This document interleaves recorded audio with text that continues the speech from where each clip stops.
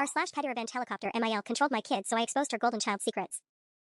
The moment I walked into my own kitchen and found my mother-in-law Diana reorganizing my spice rack while lecturing my 8-year-old daughter about proper posture, I knew something had to give. What I didn't know was that 3 months later, I'd be standing in that same kitchen, watching Diana's perfect world crumble as her precious golden child's secrets spilled out in front of the entire family. But I'm getting ahead of myself. Let me start from the beginning, when Diana Morrison first decided that I was an inadequate mother who needed her guidance to raise my children properly. My name is Sarah, and I've been married to my husband Mark for 12 years. We have 3 kids, Emma, who's 8, Tyler, who's 6, and little Zoe, who just turned 4. Mark is Diana's youngest son, and according to her, he married beneath his station when he chose me, a public school teacher from a middle-class family, over the lawyer's daughter she'd been pushing him toward.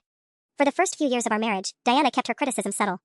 A comment here about how Emma's hair looked unkempt, a suggestion there about Tyler needing more structure. But everything changed 18 months ago when Mark got promoted to regional manager at his engineering firm and we moved to Millbrook Heights, just 20 minutes from Diana's sprawling colonial home. That's when the helicopter parenting, by proxy, began in earnest. It started innocently enough. Diana would offer to pick up the kids from school when I had parent-teacher conferences or staff meetings. She volunteered to babysit when Mark and I wanted a date night. I was grateful at first. As any working parent knows, having reliable help is a godsend. But Diana's help came with strings attached, thick, controlling strings that slowly began to strangle my autonomy as a mother. The first real incident happened in October, about 6 months after we'd moved. I came home from work to find Emma sitting perfectly straight at our dining room table, tears streaming down her face as she practiced writing the alphabet for the 3rd time. Diana stood behind her, arms crossed, critiquing every letter. Her penmanship is atrocious, Sarah, Diana announced without looking up. At her age, I had Richard writing in perfect cursive. Richard, for context, is Mark's older brother and Diana's golden child, more on him later. Emma needs proper instruction, not whatever they're teaching her at that public school. I bit my tongue and thanked Diana for her concern, but that night I told Mark we needed to establish some boundaries. He agreed in principle but seemed reluctant to actually confront his mother. She means well, honey, he said, using the phrase that would become his standard defense of Diana's behavior. She just wants what's best for the kids. November brought new levels of interference. Diana began arriving unannounced at our house with educational materials, workbooks that were 2 grade levels above what Emma and Tyler were learning, classical music CDs because children's music rots their developing brains, and organic snacks to replace the processed garbage in our pantry. She instituted proper sitting lessons for all 3 kids, insisting they practice balancing books on their heads for 15 minutes each day. She criticized Tyler's drawings, saying they showed lack of attention to detail and replaced his beloved dinosaur coloring books with historical figure worksheets. She even convinced 4-year-old Zoe that her favorite stuffed elephant was too babyish and needed to be put away in favor of educational toys. I watched my children's natural joy and spontaneity slowly drain away, replaced by anxiety about whether they were sitting up straight enough, speaking clearly enough, or performing to Grandma Diana's impossible standards. Emma started having nightmares. Tyler began stuttering when Diana was around. Zoe asked me if Grandma Diana didn't like her because she couldn't read chapter books yet like her cousins could. The breaking point came in December, 3 weeks before Christmas. I had taken a rare sick day, actually sick with a flu, not just a mental health day, and was resting in bed when I heard voices downstairs. Mark had taken the kids to school, so I assumed he'd come back to check on me. But when I dragged myself downstairs to get some tea, I found Diana in my living room with a woman I didn't recognize, both of them taking notes on clipboards. "Oh, Sarah," Diana said with false cheer when she spotted me in my pajamas and messy hair. "Perfect timing. This is Mrs. Henderson from Millbrook Academy. I thought it would be good for her to see the children's current environment before we discuss enrollment options." Mrs. Henderson, a severe-looking woman in her 50s, glanced around our perfectly normal living room with thinly disguised disdain. There were toys scattered across the carpet, the horror. And Tyler's art projects taped to the refrigerator like some kind of middle-class museum. "I can see why you're concerned about the academic environment," Mrs. Henderson murmured to Diana, making another note. "Millbrook Academy has an excellent program for children who need to catch up to appropriate grade level expectations." I stood there in my fever-induced haze, trying to process what was happening. Diana had not only entered my house without permission but had brought a private school representative to evaluate my children's living situation behind my back. "Excuse me," I said, my voice hoarse from being sick. "Diana, what exactly is going on here?" Diana waved her hand dismissively. "Oh, don't worry about the details, dear. Richard suggested Millbrook Academy after I mentioned the children's struggles. His kids have thrived there, and I think Emma and Tyler would benefit enormously from the structure." "Richard." Of course this was Richard's idea. Let me tell you about Richard Morrison, Diana's precious firstborn and the golden child who could do no wrong. At 38, Richard was a successful corporate lawyer married to Vanessa, an equally successful pediatric surgeon. They lived in a mansion in the most exclusive part of town with their 3 children, Madison, 10, Connor, 8, and Sophia, 6. Richard's kids were Diana's proof that her child-rearing philosophy worked. They spoke French and played classical piano. They attended elite private schools and participated in activities like equestrian sports and competitive chess. They wore coordinated outfits and never seemed to have messy hair or grass stains on their clothes. Every family gathering was an opportunity for Diana to showcase Richard's perfect family while subtly highlighting our shortcomings. She'd have Madison recite Shakespearean sonnets while Emma was still learning to read chapter books. She'd praise Connor's advanced mathematics skills while Tyler worked on basic addition. She'd coo over Sophia's perfect table manners while Zoe struggled with her fork. Richard encouraged this behavior, often joining in with his own passive-aggressive comments about different parenting styles and varying educational priorities. He'd make suggestions about tutoring programs and enrichment activities with the smugness of someone who'd figured out the secret formula for raising superior children. What made it worse was that Richard's success had always been a source of comparison for Mark. Despite being equally accomplished in his own field, Mark constantly felt overshadowed by his older brother's achievements. This dynamic made him even less likely to stand up to Diana when she criticized our family. But back to that December afternoon. I asked Mrs. Henderson to leave immediately, explaining that Diana had no authority to make educational decisions for my children. The woman left in a huff, clearly offended by my lack of gratitude for their unsolicited intervention. Once we were alone, I tried to have a calm conversation with Diana about boundaries and respect. I explained that while I appreciated her concern, Mark and I were perfectly capable of making decisions about our children's education. Diana's response was swift and cutting. If you were capable, Sarah, we wouldn't be having this conversation. These children are falling behind, and someone needs to take responsibility for their futures. Richard's children are already reading at high school levels. Madison speaks 3 languages fluently. Connor has been accepted into the gifted program at Millbrook Academy. Meanwhile, your children can barely sit through a meal without fidgeting. The conversation escalated from there, with Diana listing every perceived flaw in my parenting while comparing my kids unfavorably to Richard's. She criticized everything from our bedtime routines to our choice of extracurricular activities. She even had the audacity to suggest that my working full-time was detrimental to proper child development. That night, I gave Mark an ultimatum: either he set firm boundaries with his mother, or I would. He promised to talk to her, but his version of setting boundaries was asking Diana to maybe call before coming over and to remember that Sarah and I are the parents. Diana agreed sweetly to Mark's requests, then promptly ignored them completely. January brought a new level of interference. Diana enrolled Emma in Saturday French lessons without consulting us, claiming it was a gift that would be rude to refuse. She signed Tyler up for piano lessons with the same instructor who taught Connor, insisting that musical education was essential for cognitive development. She even started bringing her own organic, sugar-free snacks to our house and throwing away the children's favorite treats, calling them poison. The worst part was watching my children begin to internalize Diana's criticisms. Emma became obsessed with perfect penmanship, erasing her homework assignments over and over until there were holes in the paper. Tyler stopped drawing dinosaurs altogether, claiming they were stupid and asking for more educational activities instead. Zoe started speaking in an unnaturally formal way, mimicking the speech patterns Diana praised in Richard's children. I tried talking to other family members, hoping someone else had noticed Diana's increasingly controlling behavior. Mark's Aunt Patricia acknowledged that Diana could be a bit much but suggested I should be grateful for her involvement. Mark's cousin Jennifer actually told me I was lucky to have such an engaged grandmother for my children, sharing how she wished her mother-in-law cared more about her kids' development. Even my own friends seemed divided. Some sympathized with my frustration, while others suggested that maybe Diana's input could be helpful. After all, Richard's children were remarkably accomplished for their ages. Maybe there was something to be learned from Diana's methods. But I could see what the adults couldn't, or chose not to see. My children were becoming anxious, perfectionist shadows of their former selves. They were losing their creativity, their spontaneity, their natural joy in learning and playing. February marked 8 months of Diana's escalating control, and I was at my breaking point. That's when fate intervened in the form of Emma's innocent question. We were driving home from Tyler's piano lesson, which he hated but endured because Grandma Diana says it's important, when Emma asked, "Mommy, why doesn't Daddy Richard live with Aunt Vanessa anymore?" I nearly swerved off the road. "What do you mean, sweetie?" "Well, Connor told me that Daddy Richard has been sleeping in the guest room for a really long time, and sometimes Mommy Vanessa cries in her bedroom with the door closed. Connor asked me not to tell the grown-ups because it's a family secret, but I wasn't sure if that meant I couldn't tell you." My mind raced. Richard and Vanessa had seemed perfectly happy at Christmas dinner just 2 months ago. They presented their usual united front of successful, accomplished parents with their well-behaved, high-achieving children. Diana had spent the entire evening praising their family harmony and stability. Did Connor say anything else? I asked carefully. Emma scrunched up her forehead, thinking. He said Daddy Richard has been really mean lately, and that he got in trouble at work for something, but he doesn't know what. Oh, and Madison told me that Daddy Richard has a new friend that Mommy Vanessa doesn't like, but she's not supposed to talk about that either. Warning bells went off in my head. Richard having marital problems would be bad enough, but if there was another woman involved, Diana's perfect golden child wasn't so perfect after all. I didn't probe Emma for more information, she was just a child innocently sharing playground gossip from her cousins. But I filed away every detail, wondering if this information could somehow help me protect my own family from Diana's controlling behavior. My opportunity came sooner than expected. The following week, Diana announced that she was hosting a family enrichment dinner at her house on Saturday evening. The purpose was to discuss the children's educational and developmental progress and to coordinate our efforts for optimal outcomes. She'd invited Richard and Vanessa's family along with ours, planning to spend the evening comparing our children's achievements and setting goals for the coming months. I dreaded these family gatherings, but Mark insisted we attend to keep the peace. He was still hoping that his mother's interference was temporary, that she'd eventually back off once she saw our kids were doing fine. Saturday evening arrived, and we dutifully drove to Diana's house with our 3 children in tow. Richard and Vanessa were already there with Madison, Connor, and Sophia. To any outside observer, we looked like a happy extended family gathering for dinner. Diana had prepared an elaborate meal, complete with place cards that seated the children at a separate kids' table where they could be observed and corrected as needed. She'd even printed out a formal agenda for the evening's discussion, complete with categories like academic progress, cultural enrichment, and character development. The first hour proceeded exactly as I'd expected. Diana praised Madison's latest academic achievements, Connor's piano recital performance, and Sophia's perfect scores on her ballet examinations.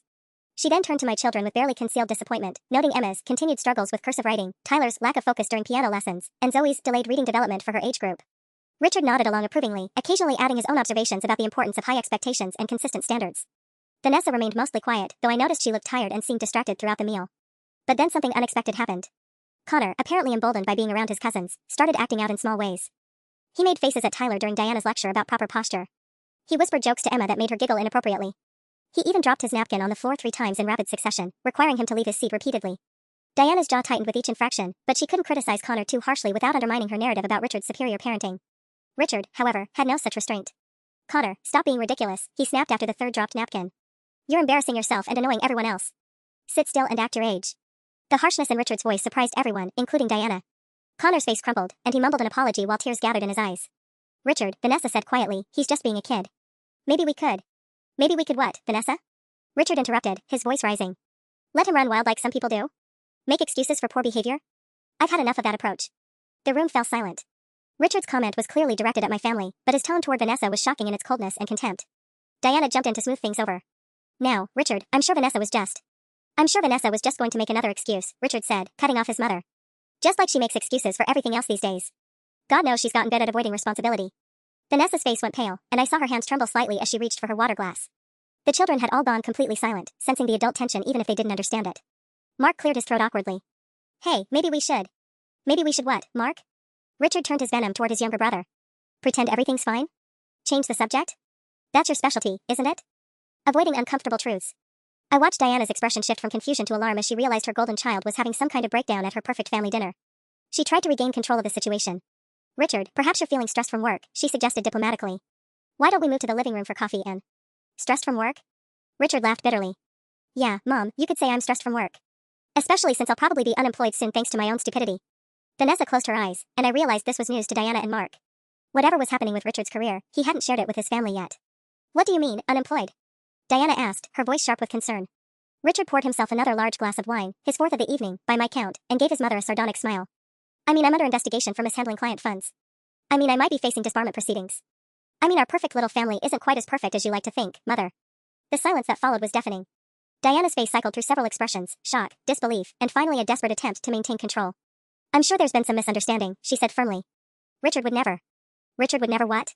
Screw up? Disappoint you? Make mistakes? Richard's voice was getting louder and more slurred. Well, surprise, Mom. Your precious golden child is a complete failure. Vanessa stood up abruptly. Kids, why don't you go play in the den for a while? The children didn't need to be told twice.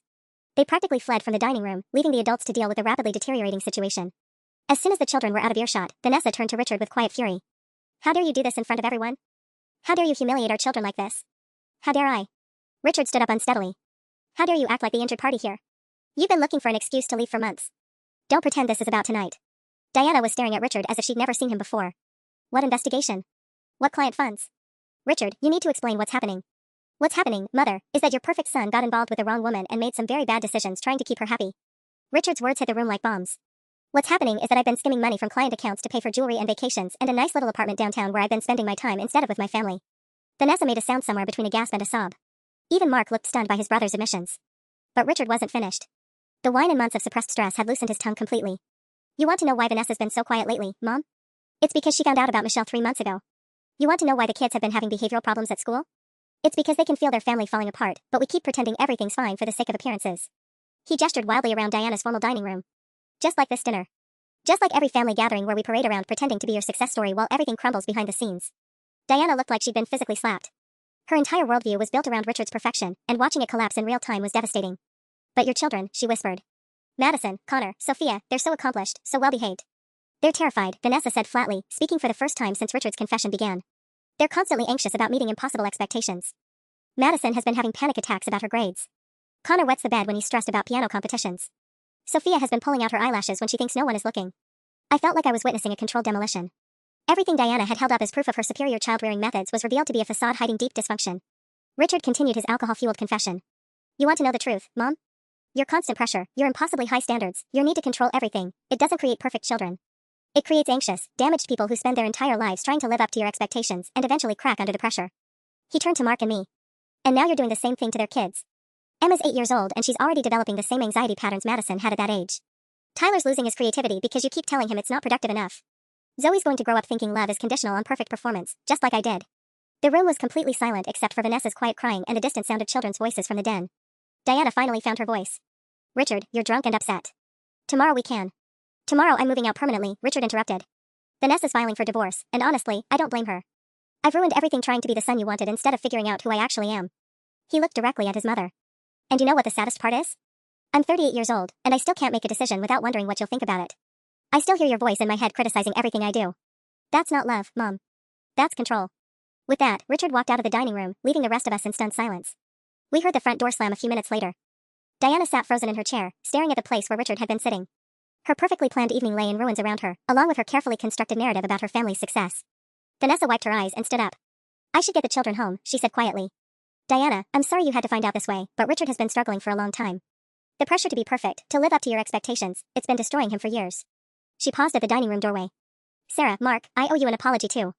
I should have spoken up before now about what this kind of pressure does to children. I've watched you trying to protect your kids from the same patterns, and I should have supported you instead of staying silent. After Vanessa left with her children, the four of us, Diana, Mark, the kids, and I, sat in uncomfortable silence.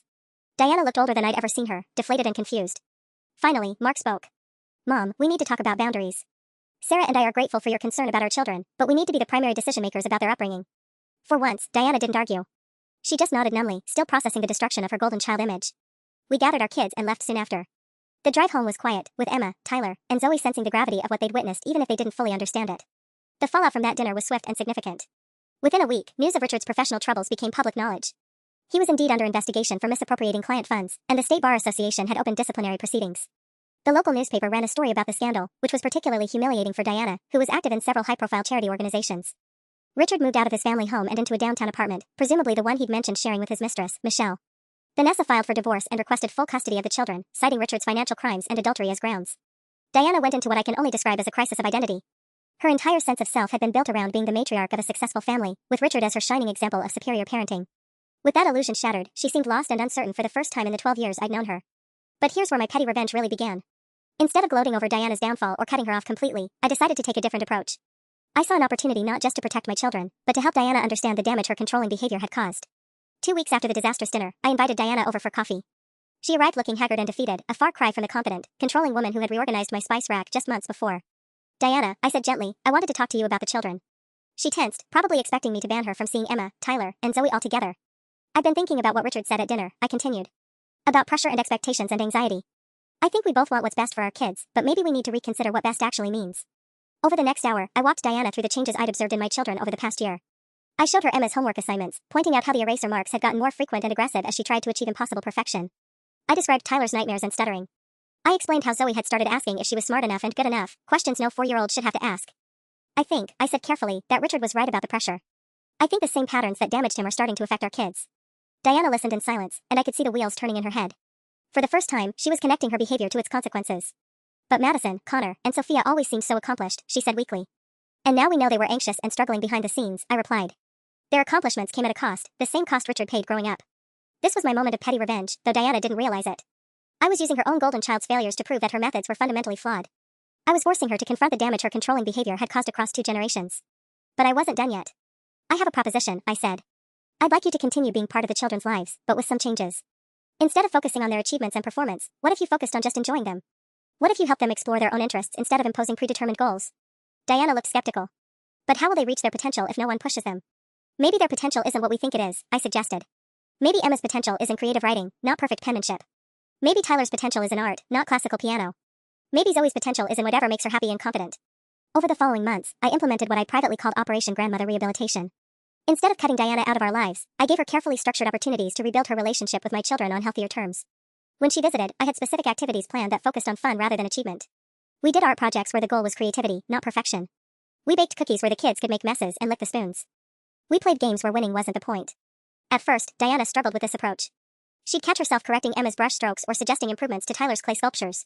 But each time, I'd gently redirect her attention to the children's joy and engagement rather than their technical skill. The change in my kids was remarkable. Without the constant pressure to perform perfectly, Emma's natural curiosity flourished. She started writing elaborate stories about dragons and princesses, complete with illustrations. Tyler returned to his beloved dinosaur drawings, creating increasingly detailed scenes of prehistoric adventures. Zoe began asking questions about everything, from why the sky is blue to how birds know how to fly. More importantly, they stopped being anxious around their grandmother. They started looking forward to her visits instead of dreading them.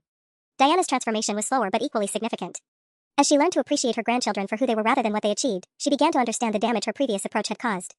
The real test came 6 months after the infamous dinner. Richard had been disbarred and was facing criminal charges. His divorce was proceeding messily, with Vanessa having to sell their mansion to pay legal fees and debts Richard had hidden from her. The golden child's fall from grace was complete and very public. Diana came to our house one afternoon, looking tired and sad. We sat in the kitchen while the kids played in the backyard, actually playing, not practicing anything or working on self-improvement projects. I've been thinking about what you said, Diana began. About pressure and expectations. I think you were right. She paused, watching Tyler chase Zoe around the swing set while Emma read a book in the shade. Richard called me yesterday, she continued. He's in therapy now, trying to understand how his life got so off track. He told me that he never felt like he could just be himself, that he was always performing for my approval. Diana's voice cracked slightly. He said he doesn't even know what makes him happy because he spent his whole life focused on what would make me proud of him. This was it, the moment I'd been working toward for months. Diana was finally understanding the connection between her controlling behavior and her son's destruction. The therapist wants to see me too, Diana admitted. She says Richard's people-pleasing patterns and need for external validation are directly related to his childhood experiences with conditional love and impossible standards. I reached across the table and squeezed Diana's hand. That doesn't make you a bad person, I said. It means you were trying to help your children succeed, but the methods had unintended consequences. How do I fix it? She asked, tears in her eyes. How do I undo 40 years of damage? You start by accepting your grandchildren exactly as they are, I said. You show them that your love isn't conditional on their performance. And you let them teach you what actually makes them happy. That conversation marked the real beginning of Diana's rehabilitation. She started therapy to address her own anxiety and need for control. She made tentative efforts to rebuild her relationship with Richard, but that process would take years and might never fully succeed. Most importantly, she committed to being a different kind of grandmother than she had been a mother. The final act of my petty revenge came a year after the disastrous dinner, at Emma's 9th birthday party. Diana arrived with a gift that perfectly encapsulated her transformation, a set of art supplies and a note that read, "For whatever makes you happy." As I watched Diana laugh genuinely at Tyler's joke, praise Zoe's imagination during a game of pretend, and encourage Emma to tell her about the story she was writing, I felt a deep sense of satisfaction. I had exposed the golden child secrets, yes, but I had done something more important. I had used that exposure to protect my children and help Diana become the grandmother they deserved. Richard's public downfall had shattered Diana's illusions about her parenting methods, but my patient rehabilitation program had given her a chance to build something better. Instead of simply destroying her controlling behavior, I had helped her transform it into genuine support and unconditional love. The best part was that Diana never fully realized how orchestrated her transformation had been. She thought she had come to these realizations on her own, through therapy and reflection. She didn't understand that I had carefully guided her through a process designed to confront her with the consequences of her actions and then provided her with a path toward redemption.